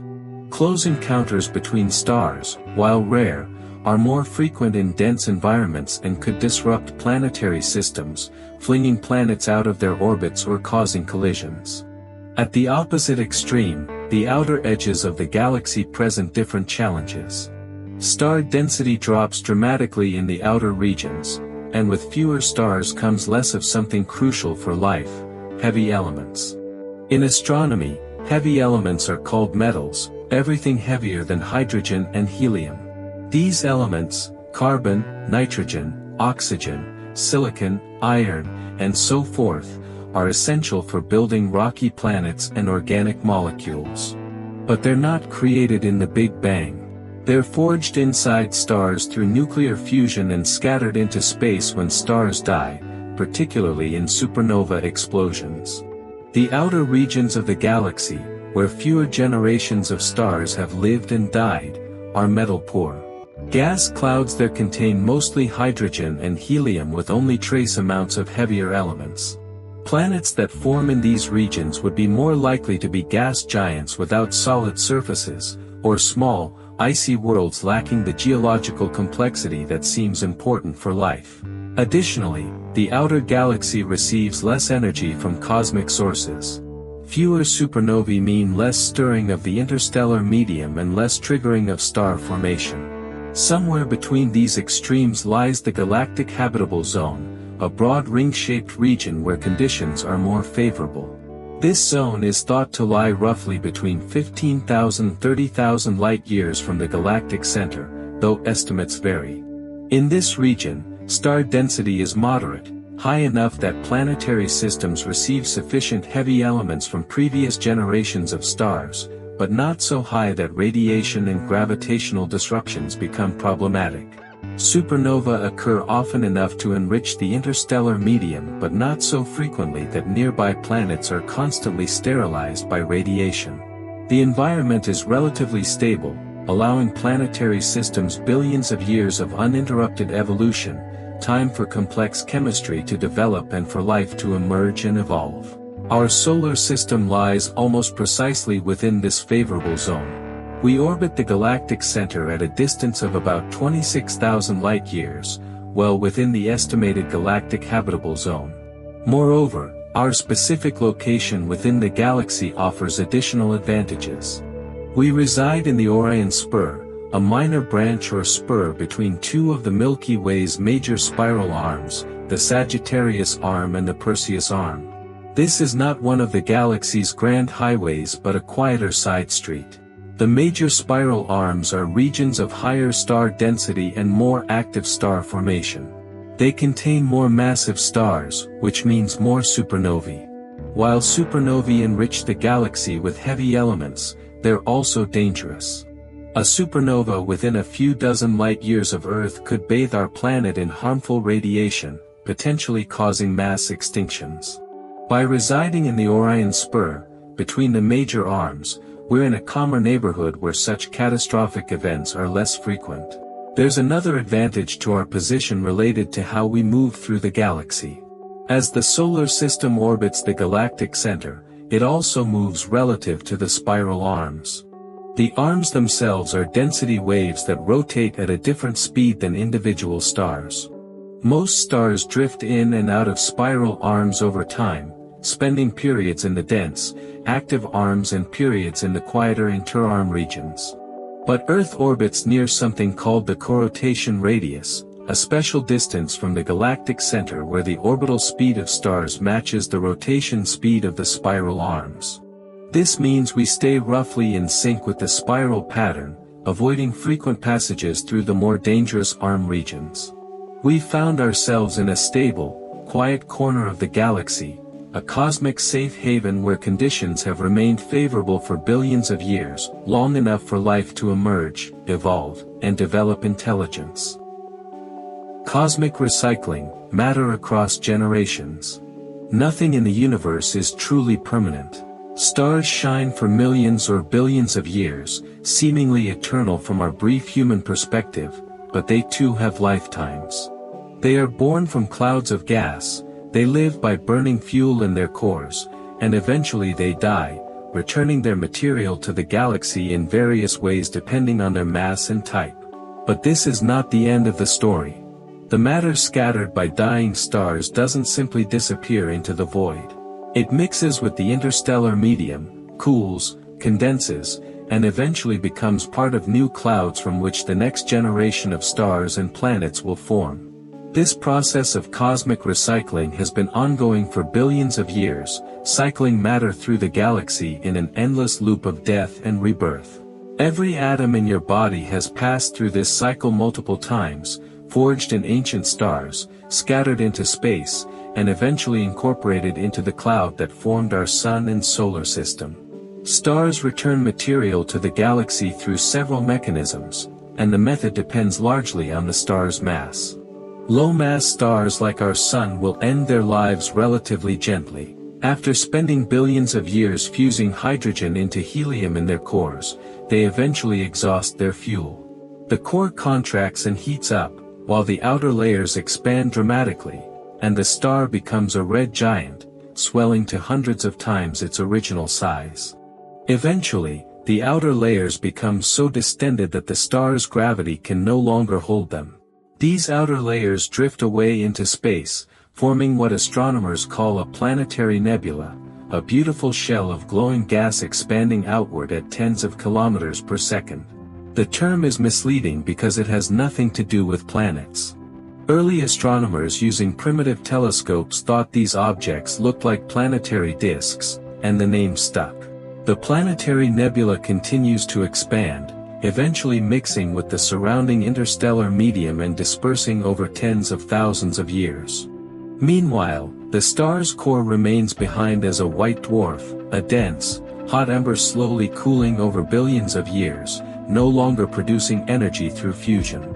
Massive stars, those with more than about 8 times the mass of the Sun, die in far more dramatic fashion. These stars live fast and die young, burning through their fuel in just a few million years instead of billions. When they exhaust their nuclear fuel, their cores collapse catastrophically in a fraction of a second, and the resulting shock wave blows the star apart in a supernova explosion. For a brief moment, a single supernova can outshine an entire galaxy of hundreds of billions of stars. The explosion hurls the star's outer layers into space at speeds of 10,000 kilometers per second or more, carrying enormous amounts of kinetic energy and newly created elements. The material expelled by supernovae is crucial for galactic evolution because it's enriched with heavy elements created during the star's life and in the explosion itself. Inside stars, nuclear fusion builds progressively heavier elements, helium into carbon, carbon into oxygen, oxygen into silicon, and so on. The most massive stars create elements all the way up to iron. But elements heavier than iron require additional energy to create, and they're forged primarily in supernova explosions themselves, in the intense temperatures and pressures of that final cataclysm. Gold, platinum, uranium, nearly all the heavy elements we find on Earth were created in supernovae. These expelled materials don't stay separate from the interstellar medium. They mix and blend with existing gas clouds, enriching them with heavy elements. Over billions of years, this process has progressively enriched the galaxy's gas supply. The first stars that formed in the early universe were made almost entirely of hydrogen and helium, the only elements created in the Big Bang. When those stars died, they added the first heavy elements to the cosmos. The next generation of stars incorporated these elements, and when they died, they added even more. Each successive generation has been more metal-rich than the last. Our Sun is a relatively young star, only about 4.5 billion years old, and it formed from a cloud that had already been enriched by many previous generations of stars. That enrichment made possible the formation of rocky planets like Earth and the complex chemistry that led to life. The recycling process operates on multiple timescales and involves structures at different heights above and below the galactic disk. One of the most important mechanisms is the galactic fountain, a circulation pattern that moves material between the disk and the halo. When massive stars form in the disk and then explode as supernovae, they heat the surrounding gas to millions of degrees. This superheated gas is much less dense than the cooler gas around it, and it rises, buoyantly floating upward out of the disk like hot air rising in Earth's atmosphere. As it rises into the halo, several thousand light-years above the disk, it cools gradually through radiation, losing energy. Eventually, it becomes cool and dense enough to fall back down, raining onto the disk over timescales of tens of millions of years. This fountain circulation has several important effects. It redistributes heavy elements throughout the galaxy, spreading the products of stellar nucleosynthesis far from where they were created. It regulates the temperature and pressure of the interstellar medium. And it provides a mechanism for gas to leave regions of intense star formation and later return to less active areas where it can collapse and form new stars. The galaxy breathes through this fountain, exhaling hot enriched gas upward and inhaling cooled material back down in a slow cosmic respiration. Magnetic fields and cosmic rays. The Milky Way is often described in terms of what we can see: stars, gas clouds, and glowing nebulae. But invisible forces permeate the galaxy, shaping its structure and influencing its evolution in ways that are only beginning to be understood. Chief among these hidden influences are magnetic fields and cosmic rays. The galaxy is threaded throughout with magnetic fields, invisible lines of force that stretch across vast distances, weaving through the disk, rising into the halo, and wrapping around spiral arms. These fields are weak by terrestrial standards, thousands of times weaker than the magnetic field of a refrigerator magnet, but over galactic distances their cumulative effects are profound.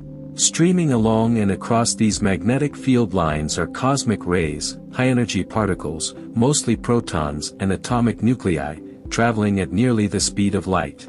These particles carry enormous amounts of energy and play crucial roles in heating the interstellar medium, influencing star formation, and shaping the flow of gas throughout the galaxy. The Milky Way's magnetic field is generated through a process called dynamo action, similar to how Earth's magnetic field is created. In Earth's case, the motion of molten iron in the planet's outer core generates electric currents that produce magnetic fields. In the galaxy, the rotation of ionized gas in the disk, combined with turbulent motions stirred by supernovae and stellar winds, creates and sustains the galactic magnetic field. This field is not uniform or simple. It has multiple components with different orientations and strengths. The strongest component roughly follows the spiral arms, aligned with the disk's rotation. Field lines spiral outward from the galactic center, wrapping around the galaxy like grooves on a record. But there are also vertical components that arch above and below the disk, forming loops and arcades that extend thousands of light-years into the halo. Additionally, there are smaller-scale tangled fields created by turbulence, adding complexity to the overall structure. Mapping the galactic magnetic field is extraordinarily difficult because magnetic fields themselves are invisible. We cannot see them directly with any telescope. Instead, astronomers infer their presence and properties through several indirect methods. One technique involves observing the polarization of starlight. When light passes through regions containing aligned dust grains in a magnetic field, the grains tend to align perpendicular to the field lines, and this alignment affects how the light is polarized. By measuring this polarization across many lines of sight, astronomers can reconstruct the orientation of magnetic field lines. Another method uses pulsars, rapidly spinning neutron stars that emit beams of radio waves. As these radio waves travel through the magnetized interstellar medium, they experience a phenomenon called Faraday rotation, where the polarization angle of the waves rotates by an amount that depends on the strength of the magnetic field along the line of sight. By measuring this rotation for many pulsars scattered throughout the galaxy, astronomers can build three-dimensional maps of the magnetic field strength and structure. Cosmic rays are intimately connected with these magnetic fields. These particles, despite their name, are not rays of light but actual matter, mostly protons, with some heavier atomic nuclei and a small fraction of electrons. They're called rays because when they were first discovered in the early 20th century, scientists didn't know what they were and assumed they were some form of radiation. Cosmic rays carry enormous energies, some particles having energies millions or even billions of times higher than anything we can create in particle accelerators on Earth. The origin of cosmic rays has been debated for decades, but the consensus now is that most galactic cosmic rays are accelerated in supernova remnants. When a massive star explodes, the expanding shock wave creates extreme conditions where particles can be accelerated to relativistic speeds through a process called diffusive shock acceleration. Particles bounce back and forth across the shock front, gaining energy with each crossing, until they're flung away at nearly light speed. Once accelerated, cosmic rays don't travel in straight lines. Because they're electrically charged, they interact with magnetic fields. The magnetic field forces cosmic rays to spiral around field lines, following twisted helical paths. This means cosmic rays can't simply escape the galaxy immediately after being accelerated.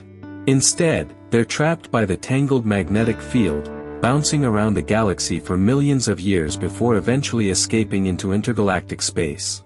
During this time, they spread throughout the galaxy, creating a nearly uniform background of high-energy particles.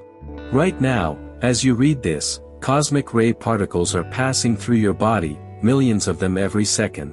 Most pass through without interacting, but occasionally one collides with an atom in Earth's atmosphere, creating a shower of secondary particles that can be detected at ground level. Cosmic rays play several important roles in galactic evolution. They carry significant energy, comparable to the energy in starlight, in the galaxy's magnetic field, and in the turbulent motions of gas. This energy affects the pressure and temperature of the interstellar medium. In molecular clouds where stars form, cosmic rays provide one of the few sources of ionization in the cold, dense interior regions where starlight cannot penetrate.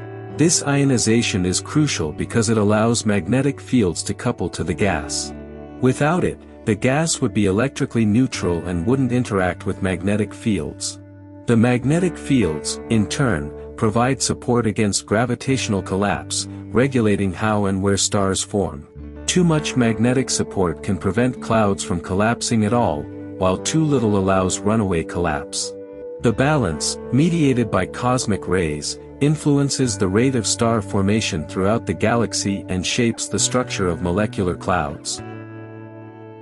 Observational challenges and breakthroughs. On a perfectly clear night, far from city lights and under the darkest skies imaginable, you might look up and see several thousand stars scattered across the heavens. To the naked eye, this seems like an ocean of light, an overwhelming multitude of distant suns. But this impression is deceiving. Those few thousand visible stars represent only the tiniest fraction of what the Milky Way actually contains. The human eye can see approximately 0.00003% of the galaxy's stars, roughly 0.003%. The Milky Way contains over 100 billion stars, possibly as many as 400 billion, and the vast majority are too faint, too distant, or too obscured by dust for our unaided vision to detect. We live surrounded by a colossal river of starlight, yet almost all of it remains invisible to us without technological assistance. This fundamental limitation, combined with our location within the galaxy and the obscuring effects of interstellar dust, has made understanding our own galaxy one of astronomy's greatest challenges. Our position within the Milky Way presents both opportunities and obstacles. We're embedded deep within the galactic disk, about 26,000 light-years from the center and roughly halfway out toward the visible edge. This inside perspective means we cannot simply look down on the galaxy from above and see its full spiral structure laid out before us like a map. Instead, when we look toward the plane of the galaxy, we're peering through its thickness, looking along our line of sight through layers of stars, gas, and dust. This creates the milky band of light we see stretching across the sky, the combined glow of countless stars too distant to resolve individually. It's like standing in the middle of a dense forest and trying to understand the forest's overall shape and boundaries. You can see the trees immediately around you clearly, but distant regions blur together, and your view in any direction is eventually blocked by intervening trunks and foliage. Interstellar dust compounds this problem dramatically. Tiny grains of carbon, silicon, and ice, each smaller than a micron, pervade the galaxy in vast clouds. These dust particles are extraordinarily effective at blocking and scattering visible light. A relatively modest dust cloud can make regions behind it completely invisible in optical wavelengths. The galactic center, though only 26,000 light-years away, is hidden behind such thick dust that we cannot see it at all with visible light telescopes. Entire sectors of the galaxy remain obscured. For centuries, this limitation confined astronomers to studying only the nearest regions, leaving the galaxy's overall structure mysterious. Early attempts to map the Milky Way were hampered by these observational blind spots, leading to incorrect conclusions about our position and the galaxy's shape. It wasn't until the 20th century that astronomers definitively established that we were not at the galaxy's center, as some had believed, but rather in an outer region. The breakthrough came with developing telescopes that observe wavelengths of light beyond what human eyes can see. Radio waves, with wavelengths thousands of times longer than visible light, can penetrate dust clouds almost unimpeded. In the 1950s and 60s, radio astronomers mapped the distribution of neutral hydrogen gas throughout the galaxy by detecting the radio emission produced when hydrogen atoms flipped their electron spins. This 21-centimeter emission line became a crucial tool for tracing the galaxy's spiral arms and measuring its rotation. Infrared light, with wavelengths longer than visible light but shorter than radio waves, can also penetrate dust, though not as completely. Infrared telescopes revealed the galactic center and mapped stellar populations hidden behind dust clouds. X-ray and gamma-ray telescopes unveiled high-energy phenomena invisible in other wavelengths. Each new window on the electromagnetic spectrum added another layer to our understanding, piecing together a more complete picture. The most revolutionary advance in mapping the Milky Way came with the Gaia mission, a European Space Agency spacecraft launched in 2013. Gaia's objective is breathtakingly ambitious: to measure the precise positions, distances, and motions of over 1 billion stars, creating the most detailed three-dimensional map of the galaxy ever made. From its vantage point in space, orbiting the Sun at a distance of about 1.5 million kilometers from Earth, Gaia continuously scans the sky, repeatedly measuring the positions of stars with unprecedented accuracy. The spacecraft can measure stellar positions accurate to within a few millionths of an arcsecond, equivalent to measuring the width of a human hair from 1,000 kilometers away. By observing the same stars multiple times over several years, Gaia measures their parallax, the tiny apparent shift in position caused by Earth's motion around the Sun. This parallax measurement allows astronomers to calculate precise distances, one of the most fundamental and historically difficult measurements in astronomy. But Gaia does more than measure positions. It also measures how stars move through space, their proper motions across the sky and their radial velocities along our line of sight. This kinematic information reveals the galaxy's dynamics, showing not just where stars are but where they're going. Gaia has uncovered stellar streams from disrupted dwarf galaxies, revealing the Milky Way's violent merger history. It has measured the warp of the galactic disk with unprecedented precision, showing how the disk bends and wobbles. It has identified hypervelocity stars escaping the galaxy and has traced the orbits of stars around the central black hole. Each data release from Gaia transforms our understanding. The mission has identified stars that likely formed together as siblings to our Sun, mapped the spiral arm structure in our local neighborhood, and revealed substructures in stellar populations that hint at ancient collisions and migrations. Gaia is revolutionizing galactic astronomy, turning the Milky Way from a hazy mystery into a precisely mapped, dynamically understood system. Ancient stars as cosmic time capsules. Among all the stars in the Milky Way, scattered through the halo and in the thick disk, there exist rare, faint objects that are windows into the universe's distant past. These are the oldest stars in our galaxy, ancient suns that have been shining for over 12 or even 13 billion years, since the universe itself was young. Some of these stars may have formed before the Milky Way had fully taken shape, before it developed its spiral arms and organized disk. They were born in an earlier, wilder cosmos, in conditions vastly different from those that created our Sun. These ancient stars are cosmic time capsules, preserving in their atmospheres the chemical signatures of the early universe, offering clues about the first generations of stars, the assembly of galaxies, and the cosmic processes that forged the elements necessary for planets and life. Finding and studying these stellar relics has become one of the most exciting frontiers in astronomy, revealing a history written in starlight that stretches back nearly to the beginning of time itself. The key to identifying ancient stars lies in their chemistry. In astronomy, elements heavier than hydrogen and helium are collectively called metals, a term that includes everything from carbon and oxygen to iron and gold.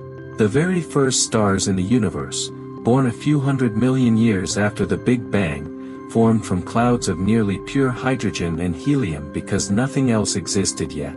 These elements were the only ones created in the Big Bang itself.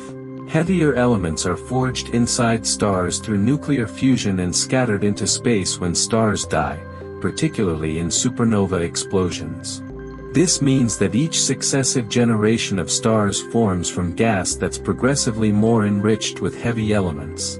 Our Sun, born about 4.5 billion years ago, contains roughly 2% metals by mass, a composition that reflects billions of years of stellar processing and enrichment. But the oldest stars in the Milky Way tell a very different story. When astronomers analyze their spectra, measuring the absorption lines created by different elements in the star's atmospheres, they find astonishingly low metal abundances. These hypermetal-poor stars contain less than 1/10,000th the metal content of the Sun. Some contain even less, with iron abundances 100,000 times lower than solar. To put this in perspective, if our Sun contains 1 kilogram of iron for every 50 kilograms of hydrogen, these ancient stars might contain only 10 grams of iron for the same amount of hydrogen, or even less. This extreme metal poverty can only mean one thing: these stars formed very early in the universe's history, before many generations of stars had lived and died, before supernovae had substantially enriched the interstellar medium. They are second-generation or perhaps third-generation stars, born from gas clouds that have been enriched only slightly by the very first stars. They carry in their atmospheres the nearly pristine composition of the early cosmos, only subtly modified by the deaths of their predecessors. Finding these ancient stars is extraordinarily difficult. They're rare to begin with, perhaps only 1 in 10 million stars qualifies as hypermetal poor. Moreover, they tend to be low-mass stars, smaller and fainter than our Sun, because massive stars live only a few million years while low-mass stars can survive for tens of billions of years, longer than the current age of the universe. These faint, ancient stars are scattered through the galactic halo, far from the dense star fields of the disk, making them hard to detect. Astronomers hunt for them using large survey telescopes that can measure the spectra of millions of stars, looking for the telltale signatures of extremely low metal content. When candidates are identified, they're studied in detail with the world's largest telescopes to confirm their properties and measure their chemical compositions with high precision. What makes these stars even more remarkable is that some appear to be older than the Milky Way's disk itself. The thin disk where our Sun resides is roughly 8 to 10 billion years old, formed as gas gradually settled into a rotating plane. But many halo stars, including the hypermetal-poor population, are 12 or 13 billion years old, dating back to when the Milky Way was still assembling itself from smaller protogalactic fragments. These stars don't move in the orderly, nearly circular orbits characteristic of disk stars.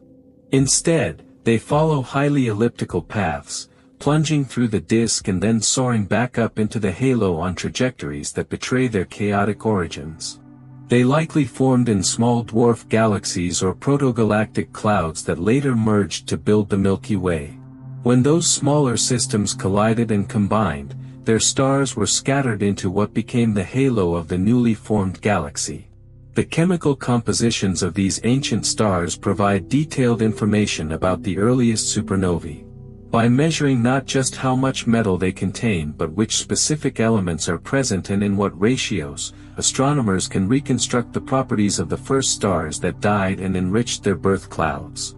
Some ancient stars show unusual abundance patterns, enhanced in certain elements and deficient in others, signatures of specific types of supernovae or stellar processes. For example, some show high ratios of carbon or nitrogen to iron, suggesting enrichment by stars that underwent different nuclear burning stages than typical supernovae. Others show the signatures of parent stability supernovae, a type of explosion that only occurs in the most massive first-generation stars and produces distinctive element ratios. Each ancient star is like an archaeological artifact, a preserved sample from a specific time and place in the early universe, telling us about conditions we can study in no other way. These cosmic time capsules illuminate the dark ages of galactic formation. The local group and galactic context. The Milky Way does not exist in isolation, a solitary island of stars drifting alone through the cosmos. It belongs to a cosmic family, a collection of galaxies bound together by gravity and shared motion through space. This family is called the local group, and it consists of more than 50 known galaxies scattered across a region roughly 10 million light-years in diameter. The local group is our immediate cosmic neighborhood, the cluster of galaxies closest to us, and understanding its structure and dynamics provides crucial context for understanding the Milky Way's place in the universe. These galaxies aren't simply nearby by chance. They're gravitationally bound to each other, their motions intertwined in a slow cosmic dance that has been unfolding for billions of years and will continue to reshape the local group over billions more. The local group is dominated by two massive spiral galaxies, the Milky Way and Andromeda. Andromeda, also known as Messier 31 or M31, is the nearest large galaxy to us, lying approximately 2.5 million light-years away. It's visible to the naked eye from the northern hemisphere as a faint, fuzzy patch of light in the constellation Andromeda. Like the Milky Way, Andromeda is a spiral galaxy containing hundreds of billions of stars. For many years, astronomers debated which of the two galaxies was more massive. Recent measurements suggest they're roughly comparable in mass, with Andromeda perhaps slightly larger in physical size and stellar population, while the Milky Way may have a more massive dark matter halo. Together, these two giants contain the vast majority of the local group's luminous matter. Everything else in the group is significantly smaller, dwarf galaxies that orbit around one or both of the massive spirals like moons orbiting planets. Beyond the two dominant galaxies, the local group contains a diverse population of smaller systems. Triangulum, also called M33, is the third largest member, a spiral galaxy about 60 billion solar masses, perhaps 1/10 the mass of the Milky Way or Andromeda. It lies roughly 3 million light-years away and may be gravitationally bound to Andromeda, possibly orbiting it. Then there are dozens of dwarf galaxies, small systems containing anywhere from a few million to a few billion stars. These come in several varieties. Dwarf elliptical galaxies are smooth, featureless collections of old stars with little gas or ongoing star formation. Dwarf irregular galaxies have chaotic structures with active star formation and significant gas reserves. And dwarf spheroidal galaxies are extremely faint, diffuse systems dominated by dark matter, with only sparse stellar populations barely visible against the sky background. Many of these dwarf galaxies are satellites of either the Milky Way or Andromeda, orbiting their larger hosts in long, looping paths that can take billions of years to complete. The gravitational bonds within the local group are complex and multi-layered. At the largest scale, the Milky Way and Andromeda are slowly moving toward each other, drawn together by their mutual gravitational attraction. Despite the vast distance separating them, their gravity has been pulling them closer throughout cosmic history, and in approximately 4 to 5 billion years, they will collide and eventually merge.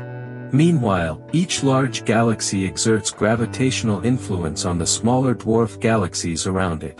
Many dwarfs orbit as satellites, but these orbits are not stable forever. Tidal forces from the massive host galaxies gradually strip material from the dwarfs, pulling away stars and dark matter with each close passage. Over billions of years, satellite galaxies are slowly dismantled, their stars spread into stellar streams that wrap around the host galaxy. This process has happened repeatedly in the Milky Way's history and continues today. We are witnessing the slow consumption of smaller galaxies in real time, watching as the local group structure gradually simplifies through mergers and tidal disruption. Among the most prominent satellites of the Milky Way are the Large and Small Magellanic Clouds, two irregular dwarf galaxies visible from the southern hemisphere as cloudy patches in the night sky. They were named after the Portuguese explorer Ferdinand Magellan, whose expedition in the early 16th century brought them to the attention of European astronomers, though they had been known to indigenous peoples of the southern hemisphere for millennia. The Large Magellanic Cloud lies about 160,000 light-years away and contains perhaps 30 billion stars. The Small Magellanic Cloud is slightly farther, about 200,000 light-years distant, and smaller, with maybe 3 billion stars. These are substantial objects, large enough to retain significant structure and ongoing star formation despite their proximity to the Milky Way's powerful gravity. The Magellanic Clouds are surrounded by and trailing a remarkable structure called the Magellanic Stream, a vast ribbon of neutral hydrogen gas that stretches across more than 100 degrees of the southern sky, spanning hundreds of thousands of light-years. This stream was pulled away from the clouds by tidal forces during their interactions with each other and with the Milky Way. As the clouds orbit our galaxy, differential gravitational forces stretch and distort them, pulling gas away from their outer regions. This stripped gas doesn't simply disperse. It follows the orbital path of the clouds, forming a long trailing stream like a wake behind a boat. The Magellanic Stream is invisible to the naked eye but glows in radio wavelengths, revealing a ribbon of gas that arcs across the sky. This gas represents material that once belonged to the Magellanic Clouds but will eventually be incorporated into the Milky Way, feeding future generations of star formation in our galaxy.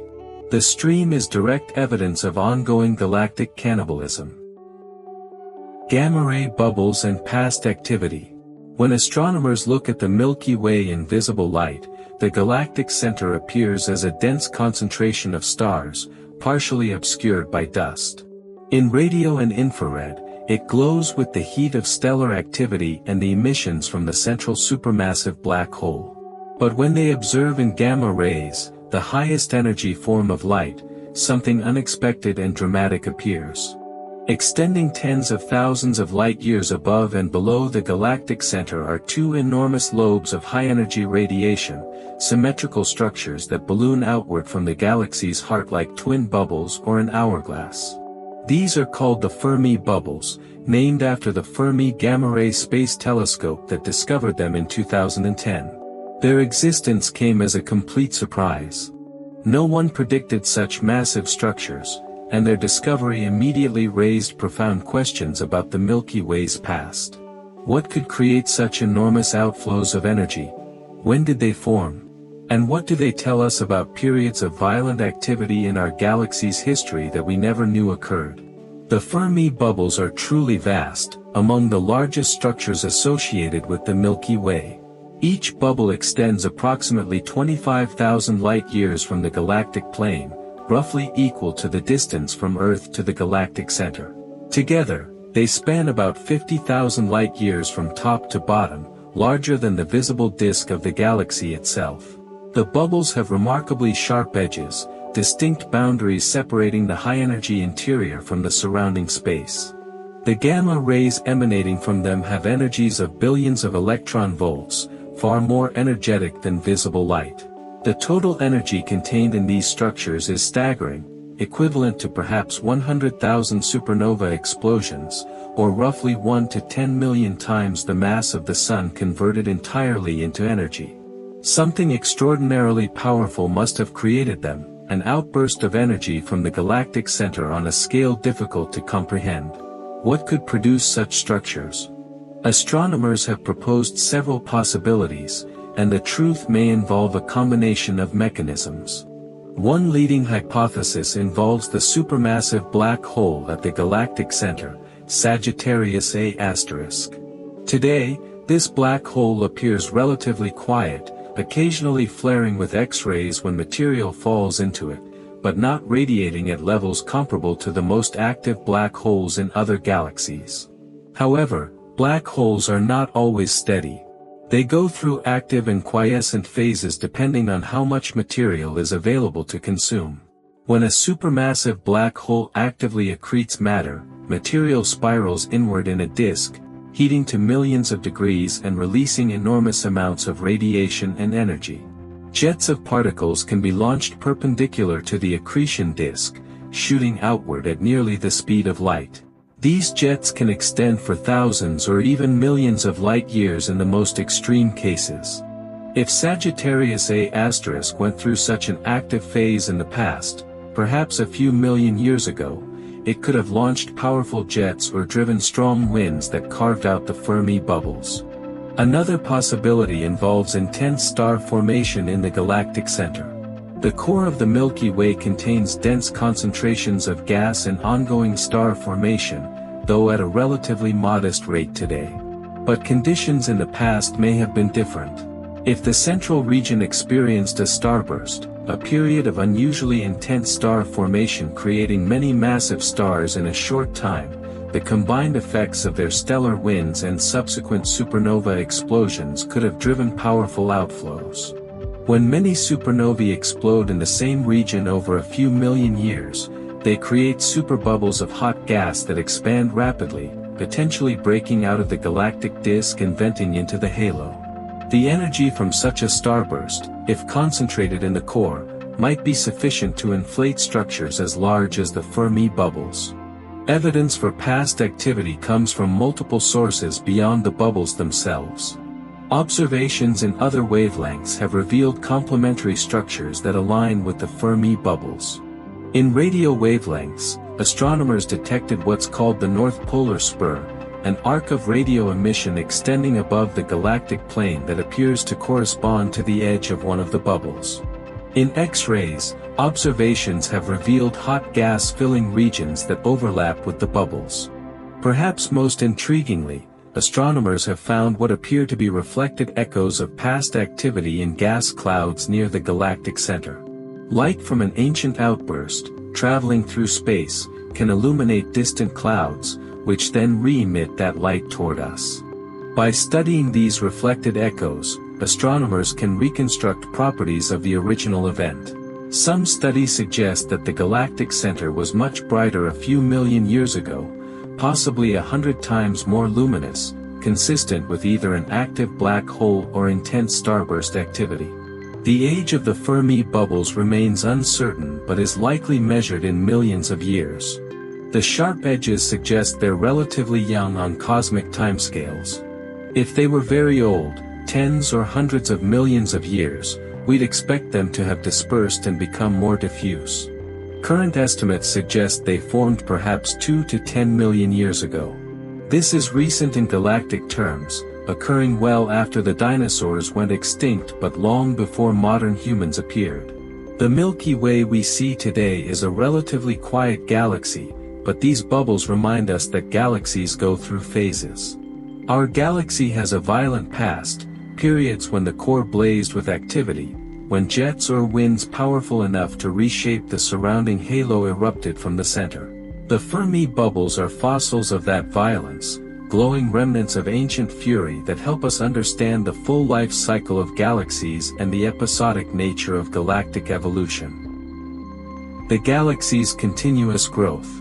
When we look at the Milky Way, we might imagine it as a finished structure, a mature galaxy that reached its final form billions of years ago and has remained essentially unchanged ever since. But this picture is fundamentally wrong. The Milky Way is not a static object frozen in time. It's a living, evolving system that continues to grow and change even today. Gas streams into it from the intergalactic medium.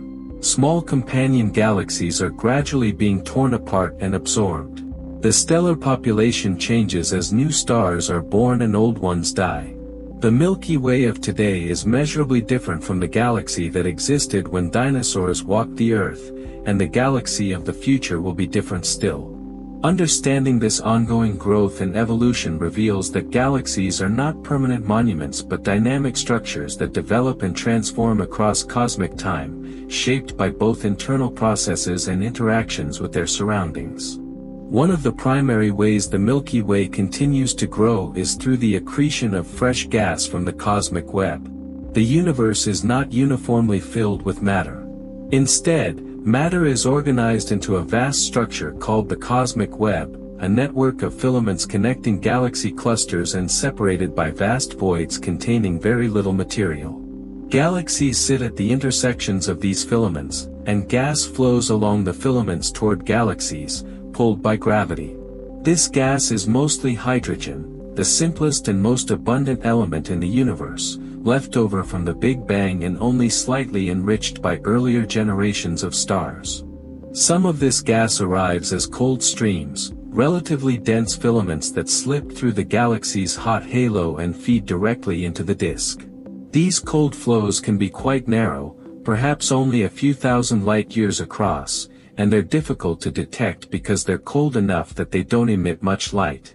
Other gas arrives in hotter forms, shock-heated to hundreds of thousands or millions of degrees as it falls into the galaxy's gravitational well. These inflows of fresh gas are crucial for sustaining star formation. When stars form, they lock up gas in stellar bodies where it remains for millions or billions of years. Massive stars eventually return much of their mass to the interstellar medium when they die in supernova explosions, but low-mass stars like the Sun will retain most of their mass for billions of years, effectively removing it from the available reservoir. Additionally, energetic processes like supernova explosions and stellar winds can drive gas out of the galaxy entirely, launching it into the intergalactic medium where it may never return. Without fresh inflows to replace this lost gas, the Milky Way would have exhausted its star-forming fuel billions of years ago. The fact that star formation continues today, albeit at a reduced rate compared to the galaxy's youth, indicates that the Milky Way must be continuously replenishing its gas supply. Estimates suggest the Milky Way accretes roughly 1 to 2 solar masses of gas per year from these external sources, enough to sustain ongoing star formation for billions of years into the future. The Milky Way also grows through the ongoing absorption of smaller galaxies. This process, sometimes called galactic cannibalism, has been occurring throughout the Milky Way's history and continues actively today. We can observe several dwarf galaxies in various stages of disruption. The Sagittarius dwarf elliptical galaxy is being torn apart right now, with streams of its stars wrapped multiple times around the Milky Way like ribbons wound around a sphere. Each time the Sagittarius dwarf orbits through the Milky Way's disk, tidal forces strip away more of its stars and dark matter. Eventually, perhaps within the next billion years, it will be completely dissolved, its stars scattered and absorbed into the Milky Way's halo. The Magellanic Clouds, two prominent dwarf galaxies visible from the southern hemisphere, are also gradually losing material. The Magellanic Stream, a vast ribbon of hydrogen gas trailing behind them, represents material already stripped away. Observations suggest the clouds themselves may eventually be consumed, though this process will take several billion years. Computer simulations of galaxy formation predict that this accretion of smaller satellites should be an ongoing process. In the standard model of cosmology, structure forms hierarchically, with small objects forming first and then merging to build progressively larger structures. Galaxies grow through continuous mergers with smaller systems. The Milky Way likely contains the remains of dozens or even hundreds of dwarf galaxies that merged with it over the past 10 billion years. Each merger adds mass, both in stars and dark matter, and can trigger bursts of star formation when gas from the merging systems collides and is compressed. These mergers also stir the galaxy, heating the disk and thickening it, creating the complex multi-component structure we observe today with its thin disk, thick disk, and extended halo. All these processes mean the Milky Way has changed substantially even over relatively recent timescales. Consider the Earth during the age of dinosaurs, roughly 65 to 230 million years ago. In that time, the Milky Way has absorbed multiple dwarf galaxies, accreted billions of solar masses of gas, and formed tens of billions of new stars. The spiral arms have rotated, their patterns shifting. Some stellar streams visible today didn't exist then because the dwarf galaxies that created them had not yet been disrupted. The Fermi bubbles, those enormous gamma-ray structures extending from the galactic center, may have formed during this period, evidence of dramatic activity in the core that reshaped the halo. The night sky would have looked subtly different to a hypothetical observer, with different stars visible and possibly different configurations of bright young clusters. The Milky Way is not the same galaxy it was then, and it will continue to evolve. In the distant future, the merger with Andromeda will transform it beyond recognition into something entirely new.